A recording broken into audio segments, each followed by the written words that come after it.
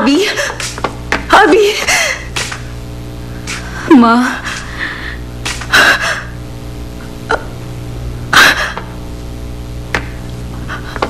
Anak?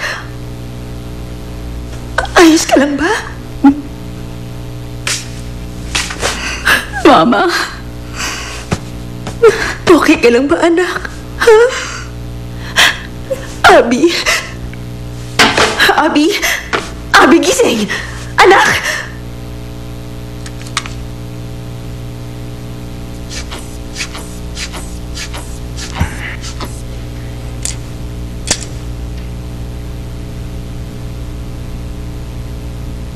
Kumusta na ang lagay ng anak ko, Doktor? Kulang siya sa tulog kaya medyo nanghihina pa siya.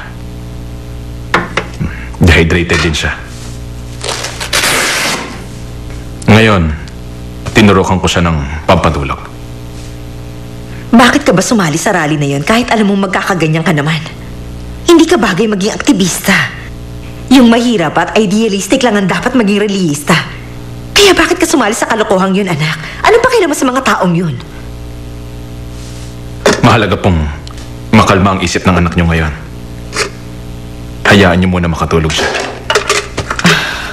Doktor, makakabalik ka ba dito bukas? Oo, makakabalik ako.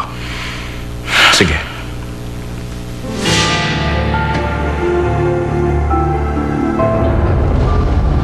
Salamat, Dr. Yun.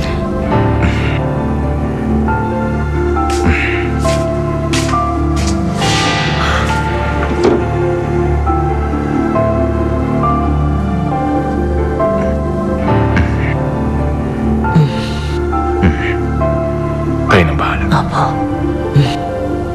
Sandali. Gusto ko itong makausap.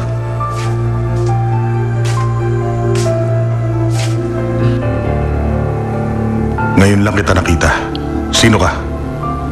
Pwedeng Dr. Yun na lang ang itawag niyo sa akin. Mukhang abala si Director Ju. Tama ba? Mukhang hindi pa kayo nasasabihan. Simula ngayon ako na ang titingin sa health concerns ng pamilya. Alam ni Ma'am Sandra ang tungkol sa bagay na ito. Ganun ba? Sige. Teka. Posible bang nagkita na tayo?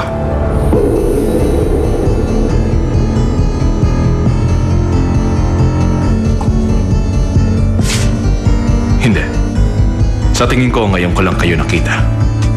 Baka nagkita na nga tayo kung nagagawi ka sa ospital. Actually, 5 taon na ako kay Director Ju. In case na hindi nyo alam. Talaga? Baka pwede na akong umalis ngayon. Oo, sige. Salamat sa pagpunta.